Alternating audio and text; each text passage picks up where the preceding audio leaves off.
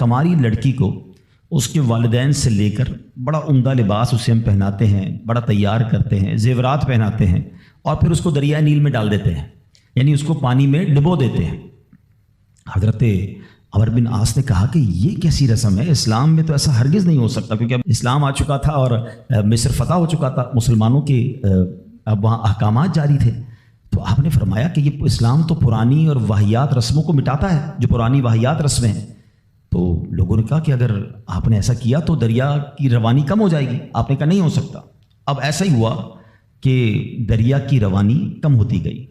اب لوگوں نے سوچا کہ اب پانی کم ہو جائے گا تو زندگی مشکل ہو جائے گی، تو ان لوگوں نے وہاں سے کوچ کرنے کا ارادہ شروع کیا۔ حضرت عمر بن عاص نے اب امیر المومنین حضرت عمر فاروق رضی اللہ تعالیٰ عنہ کو خط لکھا اور عرض کی حضور ایسا ایسا معاملہ ہے، اور لوگ ایسی بری رسم چلاتے تھے، میں نے وہ رسم کا منع کر دیا کہ اسلام ان رسموں کی اجازت نہیں دیتا، مگر حضور اب تو پانی بھی کم ہونے لگ گیا ہے۔ اللہ اکبر۔ حضرت عمر بن خطاب رضی اللہ تعالیٰ عنہ کی شان دیکھیں۔ امیر المومنین نے ایک خط لکھا اور کہا کہ یہ رکا جو ہے دریائے نیل میں ڈال دینا۔ آپ نے ایک خط لکھ کر بھیجا کہ یہ رکا جو ہے دریائے نیل میں ڈال دینا۔ حضرت عمر بن عاص کو جب وہ رکا پہنچا، وہ لیٹر پہنچا، تو آپ نے اس لیٹر میں کیا دیکھا؟ یہ لیٹر میں لکھا تھا، اے دریائے نیل، اگر تو خود جاری ہوتا ہے تو نہ جاری ہو، اور اللہ کے حکم سے جاری ہوتا ہے تو میں واحد قہار عز و جل سے عرض گزار ہوں کہ تجھے جاری فرما دے۔ حضرت عمر بن عاص نے وہ رکا جو ہے دریائے نیل میں ڈالا۔ اللہ اکبر، ایک رات میں دریا کا پانی 16 گز بڑھ گیا، اور وہ دن ہے، آج کا دن ہے، دریائے نیل کبھی سوکھا نہیں ہے۔ مصر سے وہ رسم ہی ختم ہو گئی، اور سبحان اللہ دریائے نیل جاری و ساری ہے۔ اللہ اکبر۔ اس ایک واقعے میں بہت کچھ ہے سیکھنے کو۔ پہلی بات تو کیا سیکھنے کو ملی کہ چاہیں تو اشاروں سے اپنے کایا ہی پلٹ دیں دنیا کی، چاہیں تو اشاروں سے اپنے کایا ہی پلٹ دیں دنیا کی، یہ شان ہے ان کے غلاموں کی، سرکار کا عالم کیا ہوگا۔ حضرت عمر کی شان دیکھیں۔ حضرت عمر کے واقعات اگر پڑھیں نا، جو لوگ کرامات کے منکر ہیں یا جو لوگ اولیاء کرام کی جناب کمالات کو نہیں سمجھ پاتے، صرف حضرت عمر کی سیرت کو پڑھ لیں۔ حدیث کی کتابوں میں مضبوط روایتوں میں یہ واقعات موجود ہیں۔ ایک بار حضرت عمر کے دور میں زلزلہ آیا، تھوڑے عرصے پہلے بھی کئی ملکوں میں زلزلہ آیا، بڑی تباہی آئی۔ لوگ کہتے ہیں ارتھ کوئک آ جائے تو رکتا نہیں ہے۔ ایک تو شان مصطفیٰ ہے کہ نبی پاک نے احد پہاڑ پر ٹھوکر لگا کر فرمایا تھا، اے احد رک جا، تجھ پر ایک نبی، ایک صدیق اور 2 شہید موجود ہیں۔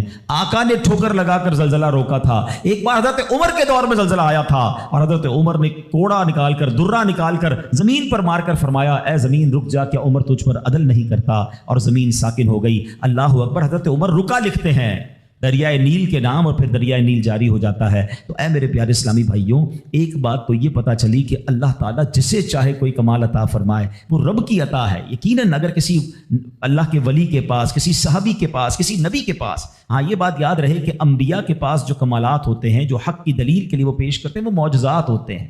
اور ایسی بات جو ہماری عقل میں نہ آئے، کسی اللہ کے ولی سے ہو، صحابہ سے ہو، تو اسے ہم کرامات کہتے ہیں۔ تو یہ سب اللہ کی عطا سے ہوتا ہے۔ بہرحال ایک تو یہ پتہ چلی۔ دوسری بات کیا پتہ چلی کہ اسلام جو ہے وہ کیسی کیسی واہیات رسمیں تھی جس کو ختم اسلام نے کیا، اور عورتوں کا کیسا گھٹیا اور کیسا جس کو آپ کہیں کہ واہیات استعمال تھا کہ جوان لڑکی کو ہر سال تیار کر کے دریائے نیل میں ڈال دیا جاتا تھا، غرق کیا جاتا تھا۔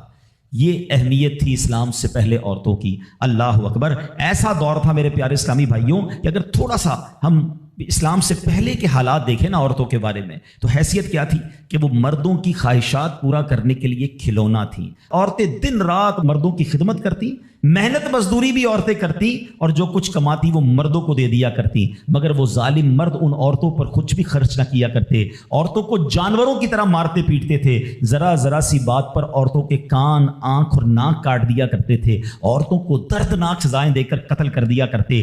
باپ کے مرنے کے بعد، اب دیکھیں کیا تھا اسلام سے پہلے کہ باپ کے مرنے کے بعد جس طرح اس کے لڑکے جائیداد کے مالک ہو جاتے تھے، اس طرح اپنے باپ کی بیوی یعنی اپنی ماں کے بھی مالک ہو جاتے تھے۔ معاذ اللہ اپنی ماں کو لونڈی بنا کر رکھتے تھے۔ اللہ اکبر۔ عورتوں کو ان کے ماں باپ، بھائی بہن، شوہر کی میراث میں کوئی حصہ نہیں ملتا تھا، عورتیں کسی چیز کی مالک نہیں ہوتی تھیں۔ عرب کے بعض قبیلوں میں تو یہ ظالمانہ دستور تھا کہ بیوہ ہو جانے کے بعد عورتوں کو گھر سے باہر نکال کر ایک چھوٹے سے تنگ اور تاریک جھونپڑے میں 1 سال کے لیے قید رکھا جاتا۔ کھانے پینے اور تمام ضرورتیں اسی جھونپڑے میں پوری کیا کرتی تھیں۔ بہت سی عورتیں گھٹ گھٹ کر مر جاتی، جو زندہ رہ جاتی تو 1 سال بعد ان کے دامن میں اونٹ کی مینگنیاں ڈالی جاتی اور ان کو فورس کیا جاتا کہ کسی جانور کے بدن سے اپنے بدن کو رگڑیں، پھر اسی گندی حالت میں پورے شہر پر ان کا چکر لگایا جاتا تھا اور گویا یہ اعلان ہوتا تھا کہ اس عورت کی اب عدت ختم ہو گئی ہے۔ اللہ اکبر، ایسی ایسی رسمیں تھیں، ایسے رواج تھے، عورتیں بلبلاتی، روتی، تڑپتی، مگر ان عورتوں کے زخموں پر کوئی مرہم رکھنے والا نہیں تھا، کوئی فریاد سننے والا نہیں تھا۔ اللہ اکبر، 12 ربیع الاول کی صبح صادق کے وقت کائنات میں ایک ایسا نور جلوہ گر ہوا، ایک ایسی شخصیت آئی جہاں جس نے جہالت کے اندھیروں کو ختم کیا، وہاں ساری دنیا کی عورتوں کے لیے ایک ایسے دکھ کا مداوع بن کر آئے۔ نبی پاک علیہ الصلوۃ والسلام ایسے احکامات لے کر آئے، اتنی پیاری شریعت اور مذہب لے کر آئے جس میں اللہ کے دین نے عورتوں کو ایسا مقام عطا کیا کہ سبحان اللہ، عورتوں کی قسمت کا ستارہ چمک اٹھا۔ اسلام کی بدولت ظالم مردوں کے ظلم و ستم سے کچلی اور روندی ہوئی عورتوں کا درجہ اس قدر بلند ہوا کہ عورت معاملات زندگی اور موت کے ہر مرحلے پر عورت کو باوقار مقام حاصل ہوا۔ مردوں کی طرح عورتوں کے بھی حقوق جو ہے وہ بیان کیے گئے، عورتوں کی حفاظت کے لیے احکام خداوندی نازل ہوئے، عورتوں کو مالکانہ حقوق مل گئے، عورتیں اپنے مہر کی رقموں، اپنی تجارتوں، اپنی جائیدادوں کی مالک بنا دی گئیں، اپنے ماں باپ، بھائی بہن، اولاد اور شوہر کی میراثوں کی وارث قرار دی گئیں۔ الغرض وہ عورتیں جو مردوں کی جوتیوں سے بھی زیادہ ذلیل و خوار تھیں، انتہائی مجبور و لاچار تھیں، وہ مردوں کے دلوں کا سکون اور ان کی گھروں کی ملکہ بن گئیں۔ چنانچہ قرآن مجید صاف لفظوں میں خواتین کے، عورتوں کے حقوق بیان کرتے ہوئے ارشاد فرماتا ہے، بسم اللہ الرحمن الرحیم، خلق لکم من انفسکم ازواجا لتسکنوا الیہا وجعل بینکم مودۃ ورحمہ۔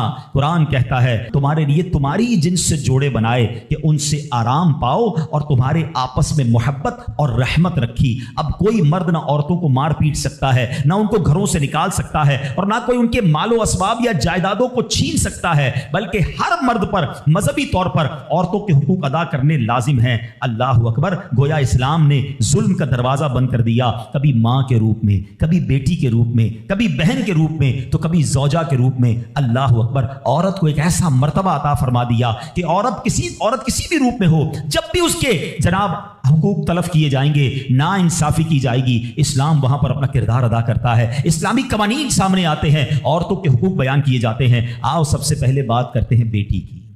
کتنی بڑی نعمت اسلام نے قرار دی، مگر آپ جانتے ہیں اسلام سے پہلے بیٹی کا حال کیا ہوتا تھا؟ اللہ اکبر، بیٹی کی پیدائش کو شرمندگی سمجھا جاتا تھا۔ کسی کے یہاں بیٹی پیدا ہو جائے وہ لوگوں کے سامنے آتا نہیں تھا، کئی مہینے تک چہرہ نہیں دکھاتا تھا، یعنی وہ سمجھتا تھا کہ میری بہت بڑی ذلت ہو گئی ہے کہ میرے یہاں بیٹی ہو گئی۔ اللہ اکبر، بیٹیوں کو زندہ درگور کیا جاتا تھا، بیٹی کو بھی مار دیا جاتا اور بیٹی کی وجہ سے اس کی ماں کو مار دیا جاتا تھا۔ اللہ اکبر، قرآن کیا کہتا ہے؟ سبحان اللہ، کیسا پیارا مذہب ہے، کتنا شاندار ہمارا دین ہے۔ اللہ کا کلام کہتا ہے وَإِذَا بُشِّرَ أَحَدُهُمْ بِالْأُنثَىٰ ظَلَّ وَجْهُهُ مُسْوَدًّا وَهُوَ كَظِيمٌ۔ قرآن کہتا ہے جب ان میں کسی کو بیٹی ہونے کی خوشخبری دی جاتی ہے تو دن بھر اس کا منہ کالا رہتا ہے، يَتَوَارَىٰ مِنَ الْقَوْمِ مِنْ سُوءِ مَا بُشِّرَ بِهِ، اور وہ غصہ کھاتا ہے اور لوگوں سے چھپتا پھرتا ہے اس بشارت کی برائی کے سبب سے۔ اللہ اکبر، اَيُمْسِكُهُ عَلَىٰ هُونٍ أَمْ يَدُسُّهُ فِي التُّرَابِ، کیا اسے ذلت کے ساتھ رکھے گا یا اسے مٹی میں دبا دے گا؟ أَلَا سَاءَ مَا يَحْكُمُونَ، ارے بہت ہی برا حکم لگاتے ہیں۔ اللہ اکبر، اب جناب ہوتا کیا تھا کہ بچیوں کو زندہ دفن کیا جاتا، مگر اس معاشرے میں ایسے لوگ بھی تھے جن کو اللہ نے کیسا نرم دل دیا تھا۔ حضرت صعصعہ، سنیے گا، حضرت صعصعہ بن ناجیہ رضی اللہ تعالیٰ عنہ کا معمول کیا تھا کہ وہ خود کہتے ہیں نبی پاک کی بارگاہ میں آ کر، حضور میں دیکھتا تھا کہ جب کسی کو گھر میں بچی پیدا ہوتی تھی اور اس کو وہ دفنانے کا ارادہ کرتا تھا، میں اس کے گھر جاتا، کہتا کچھ پیسے لے لو، بچی مجھے دے دو، دفنانا نہیں، میں اس کی کفالت کروں گا۔ کہتے حضور 360 بچیوں کو میں نے دفن ہونے سے بچایا، لیکن ایمان نہیں لایا تھا، 2 اونٹنیاں دی، 10 اونٹنیاں دی، بعض اوقات میں نے حاملہ 10 اونٹنیاں دے کر اور ایک اونٹ فدیہ دے کر بچیوں کو بچایا۔ حضور کیا میرے اس زمانے لانے کا وہ عمل مجھے کوئی اجر دے گا؟ ایمان تو نہیں لایا تھا مگر یہ نیکی کر کے آیا ہوں۔ اللہ کے حبیب نے کتنا پیارا جواب دیا، فرمایا اجر تو تمہیں مل گیا نا، تم ایمان لے آئے، دیکھو اس نیکی کے سبب تمہیں اسلام مل گیا۔ اور سنو، ہم تو یہ کہیں گے صرف اسلام نہیں ملا بلکہ وہ تو صحابی بھی بن گئے، اللہ کے نبی کے طور پہ ایمان لے آئے نا، پیارے آقا کی صحبت اختیار کر لی تو اللہ نے ایمان بھی دیا، صحابی بھی بنا دیا۔ لیکن میرے پیارے اسلامی بھائیوں، ایسا حال تھا کہ بچیوں کو پھینک دیا جاتا تھا۔ اب یہاں میں تھوڑی سی بات آج کے دور کی بھی کرنا چاہوں گا۔ ہم انشاءاللہ قرآنی احکام عورتوں کے بارے میں بھی سنیں گے اور ساتھ ساتھ اپنی تربیت بھی کرتے جائیں گے۔ ہم میں سے بہت سارے بیٹیوں والے ہوں گے، مگر کیا یہ خبریں نہیں آتی کہ بچی کی پیدائش کی وجہ سے ماں کو برا بھلا کہا جاتا ہے، گھروں میں جھگڑے ہیں، معاذ اللہ اب بھی یہ خبریں آتی ہیں کہ بچی پیدا ہوئی تو کچرا کنڈی پر پھینک دی گئی۔ یہ تو پھر سے ہم لگتا ہے اسی دور میں جا رہے ہیں۔ اسلام جو بچیوں کے حقوق لے کر آیا، اسلام جو بچیوں کو برا ماننے کے خلاف عمل کرنے کا ہمیں حکم دیتا ہے، بلکہ سنو حدیثیں کیسی ہیں۔ اے بچیوں والو تمہیں مبارک ہو، اے بیٹیوں والو تمہیں مبارک ہو، اپنی بیٹیوں کو کبھی برا نہ سمجھنا۔ نبی پاک علیہ الصلوۃ والسلام فرماتے ہیں جس شخص کے بیٹی ہو وہ اسے زندہ دفن نہ کرے، اسے ذلیل نہ سمجھے اور اپنے بیٹے پر اسے ترجیح نہ دے تو اللہ عز و جل اسے جنت میں داخل کر دے گا۔ ایک اور جگہ نبی پاک فرماتے ہیں اللہ اکبر، یہ حدیث تو میں کہتا ہوں ختم ہے نا، اس کے بعد الفاظ ہی نہیں بچتے۔ بہت ساری بیٹیوں کی فضیلت کی حدیث ہے مگر یہ حدیث ادھر جا کے لگتی ہے، دل کو چھو لیتی ہے۔ سنو تو صحیح اس کے الفاظ کیا ہیں۔ اللہ کے نبی فرماتے ہیں بیٹیوں کو برا مت کہو، میں بھی بیٹیوں والا ہوں۔ ہائے ہائے، ختم ہو گئی نا بات ہے۔ اللہ کے نبی نے صلی اللہ تعالی وسلم نے اپنی نسبت بیٹیوں کی طرف فرمایا میں بھی بیٹیوں والا ہوں۔ بے شک بیٹیاں تو بہت محبت کرنے والیاں، غم گسار اور بہت زیادہ مہربان ہوتی ہیں۔ ایک اور حدیث سنو، نبی پاک فرماتے ہیں جو شخص 3 بیٹیوں یا بہنوں کی اس طرح پرورش کرے کہ ان کو ادب سکھائے۔ اب اسلام یہاں پر نہ صرف بیٹیوں کا درس دے رہا ہے، اے بہنوں والوں تمہیں بھی مبارک ہو، بہنوں کو حقیر نہ سمجھنا، یہ ان لوگوں کے لیے بھی درس ہے۔ اسلام جب نہیں آیا تھا نا تو بہنوں کے حقوق نہیں تھے، ان کو کوئی ورثے میں حق نہیں دیتا تھا، بہنوں کی شادیاں نہیں کرواتے تھے۔ مگر آج بھی کچھ قبائل سنا ہے ایسے ہیں، آج بھی بدبخت کچھ لوگ ایسے ہیں جو بہنوں کے حق دبا لیتے ہیں۔ ارے بہنیں تو غم گسار ہوتی ہیں، بہنیں تو بھائیوں کا مان ہوتی ہیں، ارے بہنیں ہوتی ہیں تو گھر میں رونق ہوتی ہے۔ ارے بہنوں کو عزت دیا کرو، بہنوں کو پیار دیا کرو۔ اور آج جو بہنوں کا حق دباتے ہیں، آج جو بہنوں کو ذلیل کرتے ہیں، نہ کرنا۔ ہمارا اسلام بہنوں سے محبت کا درس دیتا ہے۔ سنو بیٹیوں والو اور بہنوں والو، اللہ کے حبیب کیا فرماتے ہیں صلی اللہ تعالی علیہ وسلم، میرے نبی کا فرمان ہے کہ جس کی 3 بیٹیاں یا بہنوں کی اس طرح پرورش کرے، ان کو ادب سکھائے، ان سے مہربانی کا برتاؤ کرے، یہاں تک کہ اللہ عز و جل اسے بے نیاز کر دے، یعنی ان کا نکاح ہو جائے، تو اللہ تعالیٰ اس کے لیے جنت واجب فرما دیتا ہے۔ یہ ارشاد سن کر ایک صحابی کھڑے ہو گئے۔ صحابہ کے سوال بھی بڑے کمال کے ہوتے ہیں۔ یقین کرو ہمارے بہت سارے کام سیدھے جو ہے نا، ہمارے لیے بہت ساری آسانیاں صحابہ کے سوالات نے کر دی۔ اب ہو سکتا ہے یہاں میرا کوئی بھائی ایسا بیٹھا ہو جس کی 3 بیٹیاں نہ ہوں، وہ کہتا ہے میری تو 2 ہیں۔ صحابی نے سوال کیا حضور اگر 2 لڑکیوں کی پرورش کرے تو ارشاد فرمایا اس کے لیے بھی یہی اجر و ثواب ہے۔ راوی فرماتا ہے یہاں تک کہ اگر ایک بیٹی کا بھی لوگ ذکر کرتے تو نبی پاک اس کے بارے میں یہی فرماتے۔ مگر ایک روایت اور بھی موجود ہے کہ ایک صحابی نے کھڑے ہو کر کہا حضور اگر کسی کی 1 بیٹی ہو، اللہ کے نبی نے فرمایا 1 بیٹی ہو تو بھی جنت واجب ہو جاتی ہے۔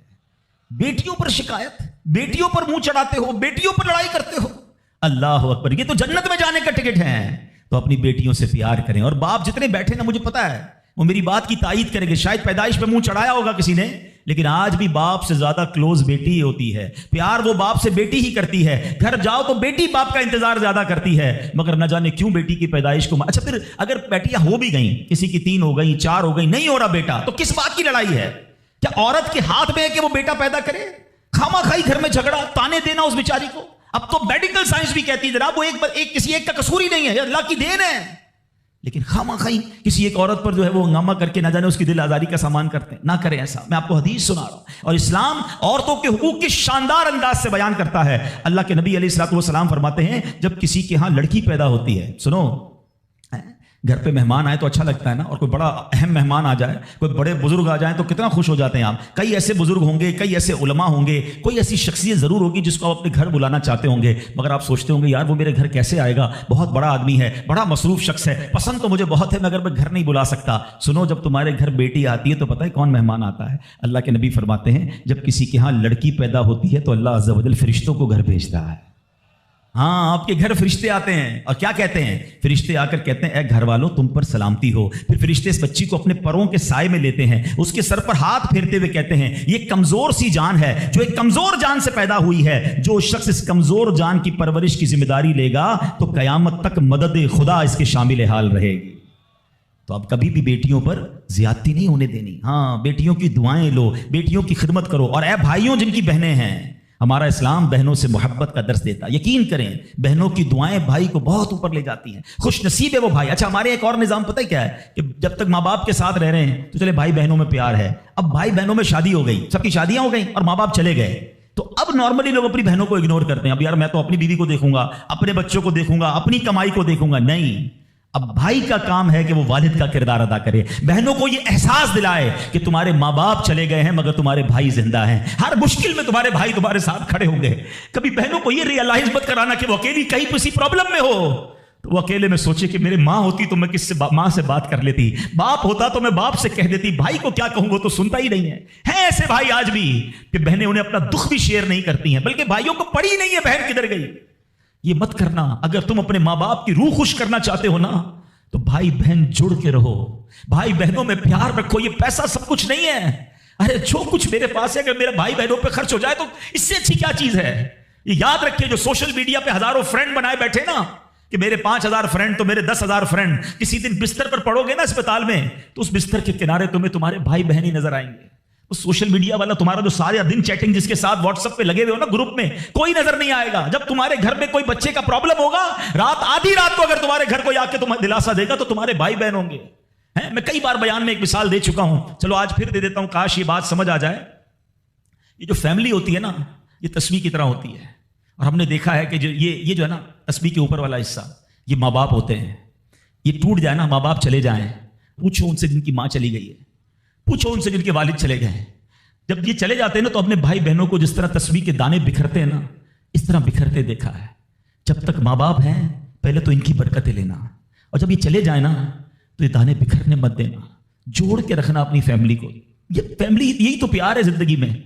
تھوڑے سے پیسوں کے لیے بھائی بہن لڑتے ہیں, جائیداد کے لیے بھائی بہن لڑتے ہیں, تھوڑے کاروبار کے لیے لڑتے ہیں. قربان کر دو, کوئی بات نہیں, بھائی کو تھوڑا زیادہ چلا جائے, بہن کے میری بہن کے گھر میں ہی جا رہا ہے نا, یہ تیرا ہے یہ میرا ہے نہ کیا کرے. یہ گھر کی محبتیں آپ کو بہت ساری بیماریوں سے بچاتی ہیں. حدیث پاک میں آتا ہے جس کا مضمون ہے جو چاہتا ہے کہ اس کی زندگی میں اضافہ ہو جائے, عمر میں اضافہ ہو جائے, بری موت سے بچے, اسے چاہیے کہ وہ صلہ رحمی کرے. صلہ رحمی کیا ہے؟ اپنے رشتہ داروں کے ساتھ اچھا سلوک. اور رشتہ داروں میں the closest family member جو ہے وہ بھائی بہن ہیں, وہ ماں باپ ہیں, بیوی بچے ہیں. ارے ان کو چھوڑ کر دنیا سے محبتیں جتا رہے ہو؟ نہیں میرے پیارے اسلامی بھائیوں. تو اپنی بچیوں کے ساتھ اور اپنی بہنوں کے ساتھ بالخصوص اچھا سلوک کرنا. خوش نصیب ہے وہ بھائی جو بہنوں کا مان ہے, خوش نصیب ہے وہ جو والد جو اپنی بچیوں کے ساتھ اچھا برتاؤ کرتا ہے. اور میں نے خود دیکھا ہے, آپ نے بھی دیکھا ہوگا, میں نے دیکھا ہے, بلکہ میں نے ایک طرح سے انٹرویو لیا ہے ایک رشتہ دار کا. یار آپ کی 4 بیٹیاں ہیں, 3 بیٹیاں ہیں. کہتا ہے یار جب سے بیٹیاں آئی ہیں پتہ نہیں رزق کدھر سے آ رہا ہے. بیٹیاں تو کیا آئی ہیں, اللہ نے رحمت کے دروازے کھول دیے ہیں, کیونکہ اس نے منہ نہیں چڑھایا. کچھ ہوں گے ایسے بیٹیوں والے جن کا ہاتھ تنگ ہوگا, تو غور کرو جب بیٹی ہوئی تھی تو شکر کیا تھا یا شکوہ کیا تھا؟ اللہ نے تو بھیجی تھی رحمت تمہارے گھر پہ, تم نے اس وقت بھی اللہ کو ناراض کیا, بیوی کو گالیاں دی, ہنگامہ کیا, اب کہتے ہو رحمت نہیں آ رہی. تم نے تو کتنی ناشکری کر لی. اگر تم سجدہ شکر ادا کرتے, اللہ کی بارگاہ میں راضی رہتے, اللہ بیٹیاں تو دیتا مگر تم پر رحمت کے اور دروازے بھی کھول دیتا. اور ہم نے دیکھا ہے لوگوں کے رزق کو بڑھتے ہوئے. تو کبھی بیٹی کی پیدائش پر آپ نے منہ نہیں چڑھانا ہے, ہاں نہ اپنی زوجہ کو تانے دینے ہیں. اور بیٹیوں کا خیال رکھیں, بہنوں کا خیال رکھیں. اور آگے چلتے ہیں اسی طرح. اچھا نبی پاک کا انداز اپنی بہن کے ساتھ کیا تھا؟ اللہ کے حبیب علیہ الصلوۃ والسلام کی ایک دودھ شریک بہن تھی, حضرت شیما, رضائی بہن تھی نبی پاک کی. اب پیارے آقا کس طرح ان کے ساتھ برتاؤ کرتے تھے کہ ایک بار آپ علیہ الصلوۃ والسلام کی بارگاہ میں جب بہن حاضر ہوئی نا تو نبی پاک ان کی تشریف آوری پر کھڑے ہو جایا کرتے, اپنی بہن کی آمد پر ان کی دل جوئی فرماتے, ان پر خوب نوازشیں فرماتے. ایک بار پیارے آقا علیہ الصلوۃ والسلام نے اپنی مبارک چادر بچھائی اور اپنی بہن سے پتہ ہے کیا کہتے ہیں؟ مانگو تمہیں عطا کیا جائے گا, سفارش کرو تمہاری سفارش قبول کی جائے گی. بہن جانے لگی تو نبی پاک نے ایک لونڈی یعنی ایک اس کو خادمہ بھی دے دی اور 2 اونٹ بھی عطا فرما دیے. اچھا اپنی بیٹی کے ساتھ کیا برتاؤ ہے؟ نبی پاک کا ہے، بیٹیوں کو جو ڈیگریڈ کرتے ہیں. سنو خاتون جنت بی بی فاطمہ رضی اللہ تعالیٰ عنہ جب نبی پاک کی بارگاہ میں آتی، آقا کھڑے ہو کر استقبال کرتے، اپنی بیٹی کے ہاتھ کو نبی پاک چوما کرتے، کبھی ماتھے پر بوسہ دیتے. پیارے آقا اپنی جگہ اپنی بیٹی کو بٹھایا کرتے. اور یہی انداز خاتون جنت کا بھی تھا کہ جب نبی پاک خاتون جنت کے پاس جاتے، وہ کھڑی ہو جاتی اور نبی پاک کا استقبال کرتی، پیارے آقا کے ہاتھوں کو بوسہ دیتی، اپنی جگہ نبی پاک کو بٹھاتی. یہ پریکٹیکلی نبی پاک نے بتایا کہ بہن کے ساتھ برتاؤ کیا ہے، بیٹی کے ساتھ برتاؤ کیا ہے. اب آؤ ہماری زندگی کا ایک بہت اہم ساتھی ہے جس کو ہم سفر کہا جاتا ہے. اسلام بیوی کے بارے میں کیا درس دیتا ہے؟ یہ بھی بڑا پرابلم ہے. اچھا بعض اوقات لوگ اپنی شاید والدہ سے، میں ابھی ماں کی بات سب سے آخر میں کروں گا، اور فیملی ممبر سے اب بھی بہت پیار کر رہے ہوتے ہیں، مگر بعض اوقات بیوی کو بڑا ڈیگریڈ کرتے ہیں. ہم شاید بھول گئے ہیں کہ ہماری زندگی کا بہت بڑا حصہ جس کے ساتھ گزرا ہے. میں بیان میں پہلے بھی کہہ چکا ہوں. کبھی سوچا آپ نے، ایک تو اللہ نے آپ کا اس کو ساتھی بنایا، اور ہم اس کے ساتھ بعض اوقات زیادتی کرتے ہیں. ہم کاروبار میں تکلیف میں ہوں، ہم باہر کسی ٹینشن میں ہوں، کسی بندے سے کسی بات کوئی بری لگ گئی، سارا غصہ آ کر اب بندے نے اپنی زوجہ پہ نکالنا ہے، کیونکہ وہ بیچاری تو کچھ نہیں کہہ سکے گی. پہلے کے زمانے جاہلیت میں بھی یہی تھا کہ عورتوں کو پیر کی جوتی سے زیادہ ذلیل سمجھا جاتا تھا. مگر کیا آج بھی کچھ گھرانوں میں ایسا نہیں ہے؟ آج تک میں ویسے سوال کرتا ہوں، شاید غالب گمان ہے کہ جو یہاں ازواج والے، زوجہ والے بیٹھے، شادی شدہ بیٹھے، ہماری زوجہ کہ شاید ہر دعا میں ہم ہوتے ہیں. ہم اپنی بیوی کے لیے کتنی دعا کرتے ہیں، غور کیجیے. حالانکہ میں نے دیکھا ہے کہ جن کی شریک حیات دنیا سے جاتی ہے نا، وہ لوگوں کو میں نے ٹوٹتے بھی دیکھا ہے. تو ایسا نہ کریں. جس طرح وہ آپ کے لیے محبت کا اظہار، دعاؤں کی آپ کی خدمت گار ہے، آپ بھی اس کے لیے اچھا برتاؤ کریں. اور نبی پاک کا کیا انداز تھا. میں تو آج اسلام کی شریعت کی، اللہ کے نبی کی بات کرنے آپ کے سامنے آیا ہوں. اللہ کے حبیب علیہ الصلوۃ والسلام سے سوال کیا گیا کہ حضور آپ کو دنیا میں سب سے زیادہ پسند کون ہے؟ پوری کائنات میں آپ کو سب سے زیادہ پسند کون ہے؟ اللہ کے حبیب نے فرمایا عائشہ. نبی پاک نے اپنی زوجہ کا نام لیا. پھر فرمایا ان کے والد حضرت ابوبکر صدیق رضی اللہ تعالیٰ عنہ. پھر نبی پاک گھر اپنے ازواج کے ساتھ کیا انداز ہوتا تھا؟ گھر کا سودا سلف لے کے جاتے، کھانے پینے میں ہاتھ بٹاتے، محبت اور پیار کا اظہار فرماتے. سافٹ ماحول تھا گھر کے اندر.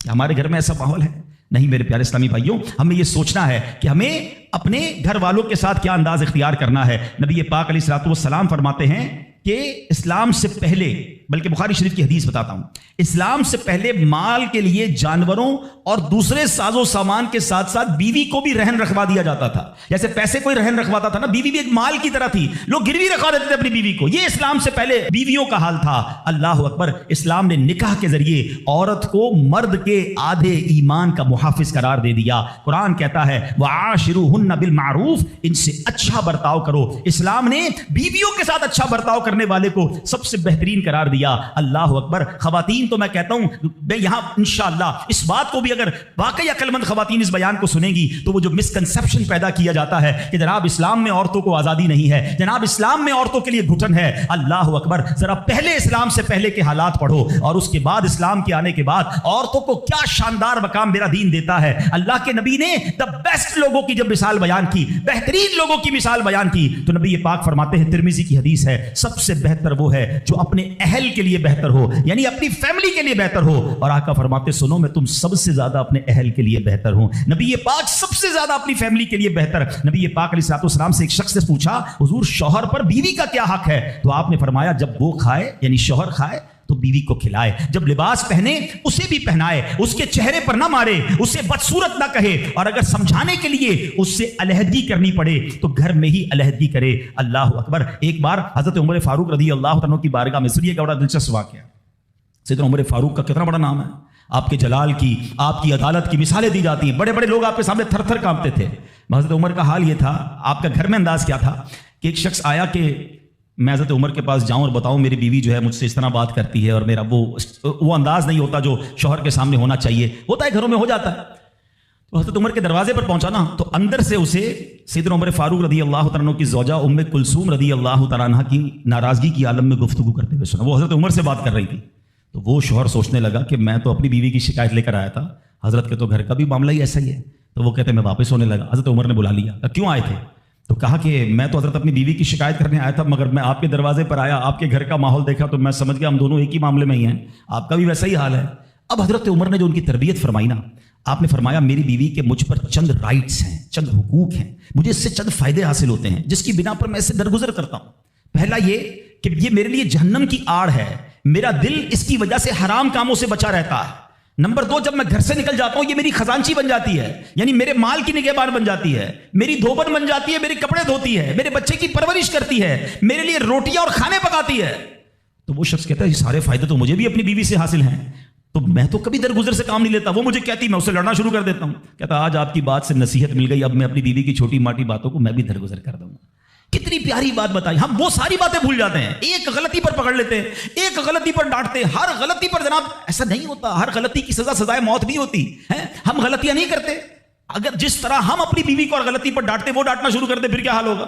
تو ایسا نہ کرے، وہ بھی دل رکھتی ہے، ہم نے کسی انسان سے شادی کی ہے، کمپیوٹر سے نہیں کی، ٹھیک ہے نا؟ تو کمپیوٹر بھی آج کل وائرس آ جاتا ہے، تو وہ تو انسان ہے، غلطی ہو گئی، کوئی بات نہیں۔ تو سبحان اللہ، اتنا پیارا مذہب ہے۔ اور اب آؤ، اسلام نے عورت کو جو ایک اور روپ دیا ہے، ایک اور مقام دیا ہے، اور وہ مقام ماں کا مقام دیا ہے، اور ماں کے قدموں تلے جنت فرمایا۔ ماں کا کیا مقام دیا کہ ماں کو محبت کی نگاہ سے دیکھ لو تو حج مقبول کا ثواب ہے۔ اچھا، اسلام کی تعلیمات کی جو بنیاد ہے، جو ماخذ ہے، جو مرجع ہے، جس کے ذریعے سے سمجھے علم و فضل کی نہریں جاری ہوتی ہیں، وہ کون سی کتاب ہے؟ وہ قرآن مجید ہے۔ قرآن مجید کی سب سے بڑی سورت کون سی ہے؟ سورہ بقرہ۔ آپ ذرا سمجھیے گا ماں کا مقام کیسا۔ قرآن پاک کی سب سے بڑی سورت سورہ بقرہ، اور سورہ بقرہ، بقرہ کس کو کہتے ہیں؟ گائے کو۔ یہ کون سی گائے تھی؟ یہ دنیا کی سب سے قیمتی گائے تھی۔ اگر اس تفسیر کو پڑھیں نا تو اللہ اکبر، پتہ یہ چلے گا کہ قرآن پاک کی سب سے بڑی سورت، اس کا جو سینٹرل آئیڈیا ہے، جو مین ٹاپک ہے، وہ بھی ماں کا ادب ہی ہے۔ وہ ایک نوجوان ہی تو تھا نا جس نے ماں کی خدمت کی، اور اللہ نے اس خدمت کا صلہ یہ دیا کہ ایک ایسی گائے ان کو مل گئی کہ جو سونے کے وزن کے مطابق بیچی گئی۔ تفصیلی واقعہ ہے، میں واقعہ پورا بیان نہیں کرتا، اشارہ دے رہا ہوں کہ سورہ بقرہ کا بھی اگر پیغام پڑھے، مفسرین نے لکھا کہ سورہ بقرہ کا پیغام یہ ہے کہ اپنی ماں کا ادب کرے، اپنے والدین کا ادب کرے، اور جب والدین کا ادب کرتا ہے اللہ ایسے نوازتا ہے، غیب کے خزانوں سے نوازتا ہے۔ اور ماں کی دعائیں، اللہ اکبر، حضرت بایزید بستامی کتنے بڑے اللہ کے ولی ہیں، آپ کے بارے میں آتا ہے کہ ایک بار سردی کی راتیں تھی، ماں کے لیے ماں نے پانی مانگا۔ آج کی ماں پانی مانگے تو بیٹا کہتا ہے خود پی لو ماں، بلکہ بچے ماں سے پانی مانگ رہے ہوتے ہیں، بستر پر بیٹھ کر ماں کو آرڈر چلا رہے ہوتے، امی پانی لے آؤ، اچھا چائے بنا دو، امی یہ کر دو۔ یار ماں ہے یہ ہوٹل والی ہے، اب تو بوڑھی ہو گئی نا ماں، اب تو تمہاری باری ہے کچھ ماں کی خدمت کر لو، کبھی خود کھڑے ہو کے پانی پلاؤ، کبھی خود کھڑے ہو کے ماں کو کوئی چیز پیش کرو، اب بھی ماں کو آرڈر دینا ہے۔ مگر کمال ہے ماں کہ بیٹا جوان ہو گیا، ماں بوڑھی ہو گئی، خدمت سے پھر بھی اس کا جی نہیں چڑھاتی، پھر بھی اس کی خدمت کرتی ہے۔ ناشتے میں یہ کھانا ہے بیٹا، دوپہر کو کیا کھاؤ گے؟ اللہ اکبر۔ بایزید بستامی سے ماں نے پانی مانگا، آپ کہتے ہیں ٹھنڈی رات تھی، پانی لے کر ماں کے پاس گئے، ماں کی آنکھ لگ گئی۔ ہم جیسا کوئی ہوتا تو بستر کے کنارے گلاس رکھتا، خود بھی سو جاتا، سرد رات تھی، ساری رات پانی کا گلاس لے کے کھڑے رہے، پتہ نہیں کب ماں کی آنکھ کھل جائے، کب پانی کی ضرورت ہو۔ جب ماں کی آنکھ کھلی نا تو پانی تھوڑا سا نا آپ کی انگلیوں پر لگ گیا تھا، تو وہ برف بن گیا تھا، اتنی ٹھنڈی رات تھی کہ پانی برف بن گیا تھا۔ تو اب ماں نے جب پانی مانگا نا تو جب گلاس کو ڈیٹیچ کیا، گلاس کو الگ کیا نا تو خون نکلنے لگا چمڑی سے۔ تو ماں نے کہا کہ بیٹا یہ کیا ہوا؟ ماں نے خون بہتا دیکھا تو ساری بات بتائی کہ ماں اب میں پانی لے کر آیا، آپ آرام کر رہی تھی، میں کھڑا رہا، اب آپ نے پانی مانگا تو برف بن گیا تھا۔ تو ماں نے کیا کہا؟ اے اللہ میں اس سے راضی ہوں، تو بھی اس سے راضی ہو جا۔ ماں کی دل سے دعا لگی نا، وہ بایزید بستامی بن گئے، وہ اللہ کے ولیوں میں بہت بڑا مقام انہوں نے حاصل کر لیا۔ دیکھیں اچھا، آپ ہو سکتا ہے کسی کو شیطان سوال تو دماغ میں ڈال ہی دیتا ہے نا کہ یار ٹھیک ہے میری ماں بھی تو دعائیں دیتی ہے۔ دیکھیے ایک ماں تو ماں ہی ہوتی ہے، ماں کو تنگ کرو پھر بھی عموماً اس کی زبان سے دعا ہی نکلتی ہے۔ ایک دعا وہ ہے کہ آپ ماں سے کہیں اور وہ ماں دعا دے، ایک دعا وہ ہے کہ آپ کہیں نا ماں کو، خدمت ایسی کریں کہ ماں کے دل سے دعا نکلے۔ ہاں آپ کو بغیر بتائے آپ کا والد آپ کو دعا دے، آپ کی ماں آپ کو دعا دے، وہ دعا جو ہے نا، ہاں کتابوں میں لکھا کہ والدین کی دعا اولاد کے حق میں قبول ہوتی ہے۔ ہاں اگر دل سے دعا نکلے نا تو ماں باپ دعا دے دے اور وہ بھی دل سے دعا دے دے، پھر تو کیسا مرتبہ ہے۔ اور سبحان اللہ، ماں باپ کے بارے میں کتابوں میں یہاں تک لکھا کہ بیٹا باپ کے ساتھ ایسے رہے جیسے غلام آقا کے ساتھ رہتا ہے۔ تو اور باپ سے زیادہ خدمت کا حق کس کو کہا گیا؟ وہ ماں کو کہا گیا۔ تو اب سوچیں کہ ماں کے کتنے حقوق بیان کیے اسلام نے۔ تو مبارک ہو ان خواتین کو، ماشاءاللہ ہمارا اسلام کس کس موقع پر عورت کے کیسے حقوق بیان کرتا ہے۔ اور سبحان اللہ، ایک بار نبی پاک علیہ الصلوۃ والسلام سے سوال ہوا، سوال کرنے والے نے بھی کتنا پیارا سوال کیا، اور یہ حدیث بخاری کی حدیث ہے۔ اللہ کے نبی علیہ الصلوۃ والسلام سے عرض کیا، حضور میرے حسن اخلاق کا سب سے زیادہ حقدار کون ہے، کون ڈیزرونگ ہے، سب سے زیادہ مجھے کس کے ساتھ حسن اخلاق کرنا ہے؟ حدیث کا خلاصہ نبی پاک نے فرمایا تیری ماں۔ پھر پوچھا حضور اس کے بعد سیکنڈ؟ فرمایا تیری ماں۔ کہا حضور اس کے بعد؟ فرمایا تیری ماں، 3 بار۔ پھر کہا حضور اس کے بعد؟ فرمایا تیرا والد۔ اچھا اب یہاں یہ حدیث تو پوری ہو گئی، مگر سبحان اللہ، اچھا کوئی نارمل آدمی، حدیث جو لوگ کہتے ہیں نا بھائی کسی مفتی صاحب کی کیا ضرورت ہے، تفسیر کی کیا ضرورت ہے، خود ہی قرآن پڑھ لو، خود ہی حدیث پڑھ لو۔ آج کے دور میں کوئی نارمل آدمی حدیث پڑھے تو خدا نہ خواستہ اس کا رزلٹ کیا لے گا؟ چلو بھائی اب والد کو پوچھنا ہی نہیں ہے، 3 بار ماں کا فرمایا نبی پاک نے، ماں کی خدمت کرو، ابا کو ڈالو سائڈ پہ۔ نہیں، اب اس کی انٹرپریٹیشن پڑھنا ضروری ہوگی، اب اس کی تفسیر اور اس کی شرح پڑھنا ضروری ہوگی۔ اللہ اکبر، علماء کی شان دیکھیں۔ پہلے تو علماء نے یہ ڈیبیٹ کیا کہ نبی پاک نے 3 بار ماں کیوں کہا، 1 بار والد کیوں کہا؟ کیونکہ اللہ کے نبی کی زبان سے جب بھی جو نکلا وہ حق نکلا، وہ ایسی فضول کوئی بات نہیں ہوتی، ہر بات جو ہے وہ بڑی لاجیکلی، بڑی ڈیٹیلڈ، اور اللہ اکبر وہ اللہ کی طرف سے عطا ہوتی ہے۔ سیدی اعلیٰ حضرت فرماتے ہیں نا، وہ دہن جس کی ہر بات وحی خدا، چشمہ علم و حکمت پہ لاکھوں سلام، وہ زبان جس کو سب کن کی کنجی کہیں، اس کی نافذ حکومت پہ لاکھوں سلام۔ علماء کہتے ہیں 3 بار جو ماں کہا ہے نا، ایسے ہی نہیں کہا۔ ماں کے بچے پر 3 احسان ہیں۔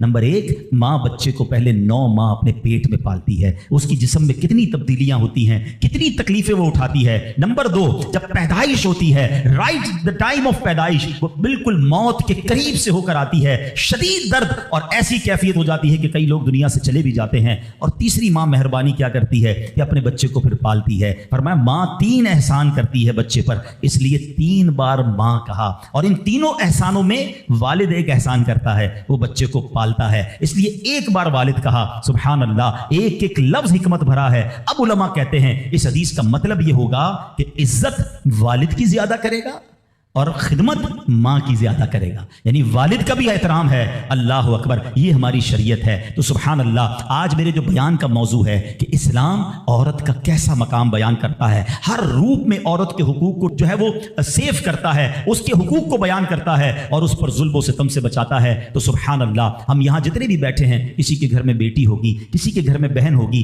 کسی کے گھر میں زوجہ ہوگی، کسی کے گھر میں ماں ہوگی، ان تمام روپ میں ہمیں خواتین کے ساتھ اچھا برتاؤ کرنا ہے۔ اور اب جو مجھے مائیں سن رہی ہیں، میں ان سے بھی عرض کروں گا کہ اگر ماں باپ نیک ہوں تو اولاد پر اس کا کتنا خوبصورت اثر پڑتا ہے۔ شیخ عبد القادر جیلانی 5 سال کی عمر ہے، مدرسے جاتے ہیں، قاری صاحب نے کہا پڑھو بسم اللہ، آپ نے بسم اللہ الرحمن الرحیم پڑھ کر زبانی 18 پارے سنا دیے۔ قاری صاحب حیران ہیں، پہلی بار بچہ مدرسے آیا ہے، 18 پارے کیسے یاد کر لیے؟ کہا اور بھی تو پڑھو نا۔ کہا اتنے یاد ہیں۔ کہا کہاں سے یاد کیے؟ کہا میری ماں 18 پاروں کی حافظہ تھی، میں ماں کے پیٹ میں تھا، وہ تلاوت کرتی تھی، میں پیٹ میں قرآن یاد کر لیتا تھا۔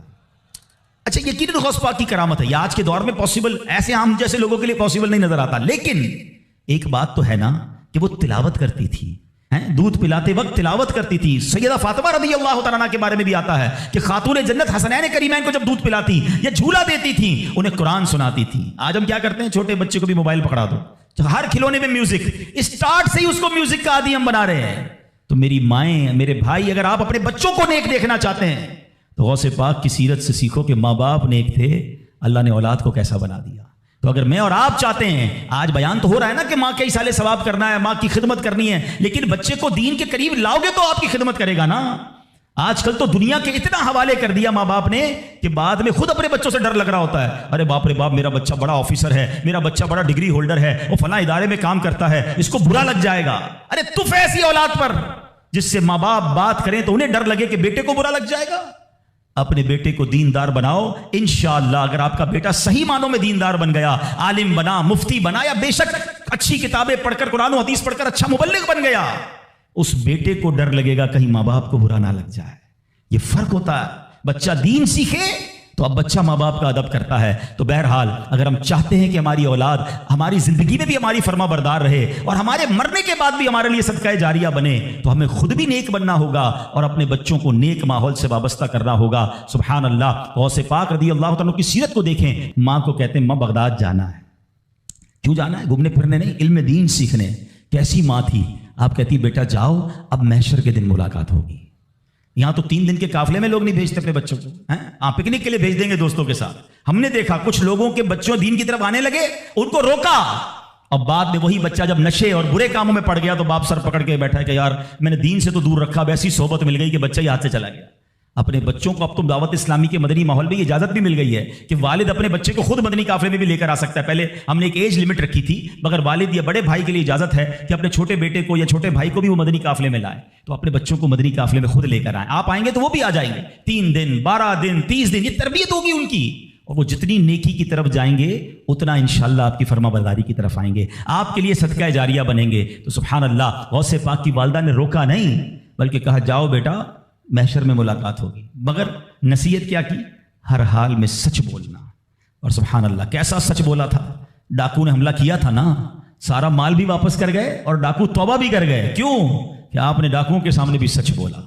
सच्ची जबान से जो बात निकलती है ना, वो असर रखती है। तो ये माँ की तरबियत थी ना।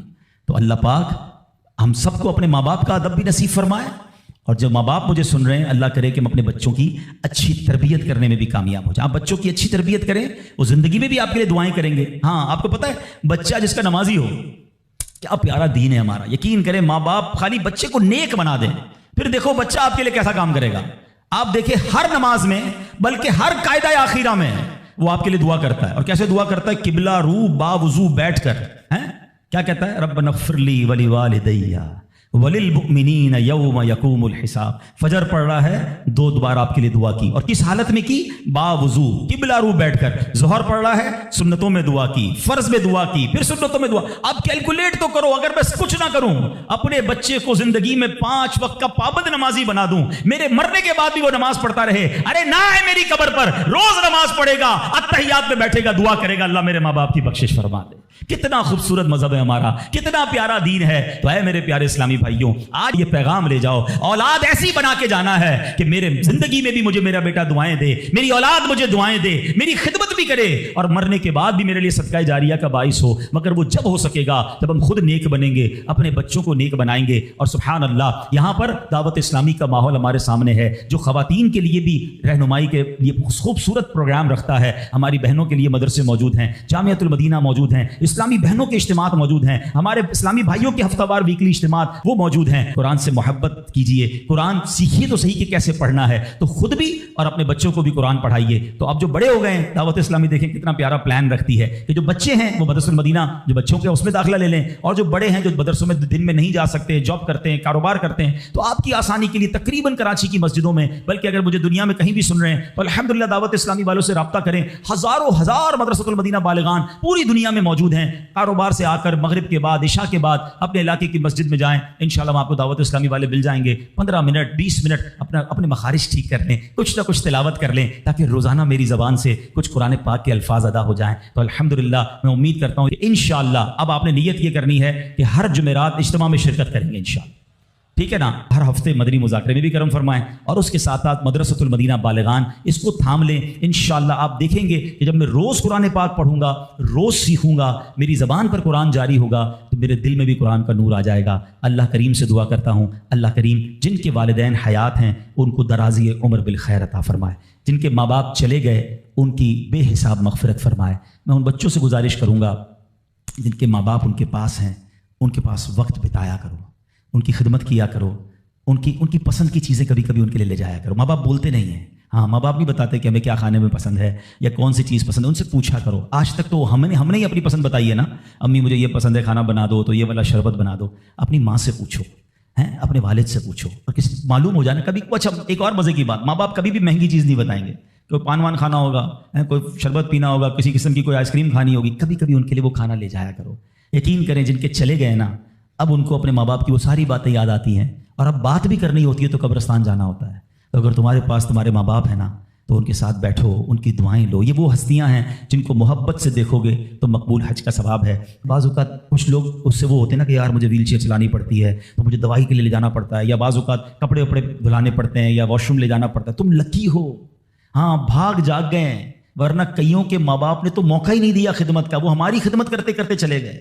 अगर आज किसी बच्चे को माँ बाप की खिदमत का मौका मिला है ना, और कभी ऐसा मौका मिले ना कि आपके पैसे माँ बाप पर खर्च हों, تو سمجھ لو تمہارے بھاگ جاگ گئے. ارے انہوں نے ساری زندگی مجھ پر خرچ کیا اور اب میرے پیسوں کے نصیب جاگے کہ کچھ ماں باپ پر خرچ ہو جائیں. لیکن جب ماں باپ پہ خرچ کرنے کی باری ہوتی ہے تو ایسے بھی بدبخت ہیں جو کہتے ہیں یہ میرے ہیں تمہارے تھوڑی ہیں, میں نے کمائے. اللہ اکبر. سوچو جب میں پیدا ہوا تھا, آپ پیدا ہوئے تھے, ہم بے لباس تھے. میرا باپ کہتا تیرے پیسے کہاں ہیں, تو جان تیرا کام جانے دے, میں تو ننگا ہی رہ جاتا نا.